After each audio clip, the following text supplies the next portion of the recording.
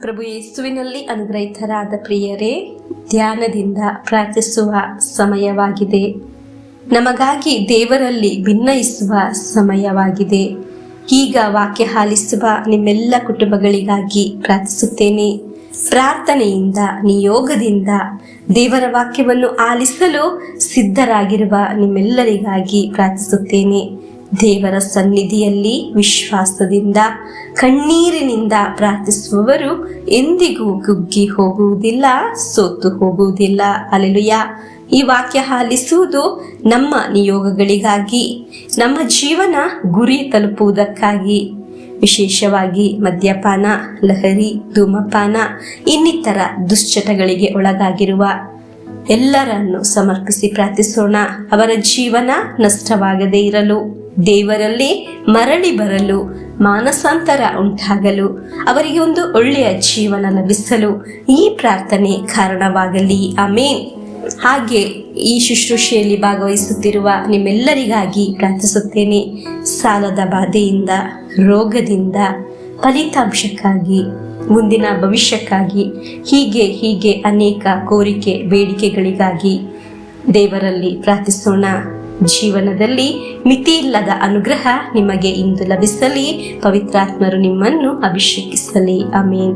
ಪ್ರೇಷಿತರ ಕಾರ್ಯಕಲಾಪಗಳು 12ನೇ ಅಧ್ಯಾಯ 5ನೇ ವಾಕ್ಯವನ್ನು ಆಲಿಸೋಣ.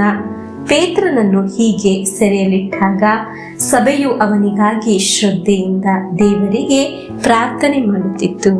ಪ್ರಿಯರೇ, ಪೇತ್ರನು ಸೆರೆಮನೆಯಲ್ಲಿ ಇದ್ದ ಸಮಯವಾಗಿದೆ. ಆ ಸಮಯ ಸಭೆ ಅವರಿಗಾಗಿ ಶ್ರದ್ಧೆಯಿಂದ ಪ್ರಾರ್ಥಿಸುತ್ತಿತ್ತು. ನಮಗೆ ಒಬ್ಬರ ಪ್ರಾರ್ಥನೆ ಲಭಿಸುವುದು ಒಂದು ಸಾಧಾರಣ ಕಾರ್ಯವಲ್ಲ. ಹಾಗೆ ಒಬ್ಬರ ಪ್ರಾರ್ಥನೆ ಲಭಿಸಿದ್ದೇ ಆದರೆ ಅನುಗ್ರಹ, ಅಭಿಷೇಕದ ಸುರಿಮಳೆ ನಮಗೆ ಸುರಿಯಲ್ಪಡುತ್ತದೆ. ಆಮೇನ್. ಹಾಗೆ ಪ್ರಾರ್ಥನೆ ಲಭಿಸಿದ್ದಾಗ ಸಂಭವಿಸಿದ ಕಾರ್ಯವಾಗಿದೆ ಪ್ರೇಷಿತರ ಕಾರ್ಯಕಲಾಪಗಳು 12ನೇ ಅಧ್ಯಾಯ 10ನೇ ವಾಕ್ಯದಲ್ಲಿ ನಾವು ಕಾಣುವುದು. ವಾಕ್ಯವನ್ನು ಆಲಿಸೋಣ. ಅವರು 1ನೆಯ ಮತ್ತು 2ನೆಯ ಕಾವಲನ್ನು ದಾಟಿದರು. ಪಟ್ಟಣದ ಕಡೆ ಇದ್ದ ಕಬ್ಬಿಣದ ದ್ವಾರದ ಬಳಿ ಬಂದರು. ಆ ದ್ವಾರ ತನ್ನಷ್ಟಕ್ಕೆ ತಾನೇ ತೆರೆಯಿತು. ಅವರು ಹೊರ ನಡೆದರು. ಬೀದಿಯೊಂದರಲ್ಲಿ ಹಾದು ಹೋಗುತ್ತಿರಲು ಒಮ್ಮೆಲೆ ದೂತನು ಪೇತ್ರನನ್ನು ಬಿಟ್ಟು ಅದೃಶ್ಯನಾದನು. ಪ್ರಿಯರೇ, ಪ್ರಾರ್ಥನೆ ಲಭಿಸಿದ್ದಾಗ ಅವರಿಗೆ ಆ ಸ್ಥಳದಲ್ಲಿ ದ್ವಾರ ತೆಗೆದು ಹೊರಬರುವ ಒಂದು ಅನುಭವ ಉಂಟಾಯಿತು. ದೇವದೂತರು ಇಳಿದು ಬರುವ ಅನುಭವ ಉಂಟಾಯಿತು. ನಮಗಾಗಿ ಪ್ರಾರ್ಥಿಸಲು ಯಾರಾದರೂ ಇದ್ದರೆ ನಮ್ಮ ಶತ್ರುವಿನ ಪದ್ಧತಿ ಕುಗ್ಗಿ ಹೋಗುತ್ತದೆ, ಸೋತು ಹೋಗುತ್ತದೆ. ನಮ್ಮ ಮುಂದೆ ದೇವರು ಬಾಗಿಲು ತೆಗೆದು ಬರುವ ಅನುಭವ ಉಂಟಾಗುತ್ತದೆ. ಹಲ್ಲೆಲೂಯಾ. ಪ್ರಿಯರೇ, ನಮಗೆ ಅರಿತಿಲ್ಲದೆ ನಮ್ಮ ಮುಂದೆ ಬಾಗಿಲು ತೆಗೆದು ಬಂದಿರುವುದು ಅದು ನಮ್ಮ ಶಕ್ತಿಯ ಬಲದಿಂದಲ್ಲ, ಯಾರೋ ನಮ್ಮ ಉಳಿತಿಗಾಗಿ ಪ್ರಾರ್ಥಿಸಿದ ಫಲ. ಹಲ್ಲೆಲೂಯಾ. ನಮಗೆ ಶ್ರದ್ಧೆಯಿಂದ ಪ್ರಾರ್ಥಿಸೋಣ.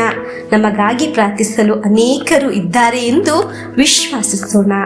ಈ ಶುಶ್ರೂಷೆಯಲ್ಲಿ, ಈ ಧ್ಯಾನ ಮಂದಿರದಲ್ಲಿ ನಿಮಗಾಗಿ ಪ್ರಾರ್ಥಿಸುತ್ತೇವೆ. ದೇವರು ನಮ್ಮನ್ನು, ನಿಮ್ಮನ್ನು ಅನುಗ್ರಹಿಸುತ್ತಾರೆ. ಆಮೇನ್. ಪ್ರಭು ಯೇಸುವಿನ ಆಶೀರ್ವಾದವನ್ನು ನಮಗೆ ಸ್ವೀಕರಿಸೋಣ.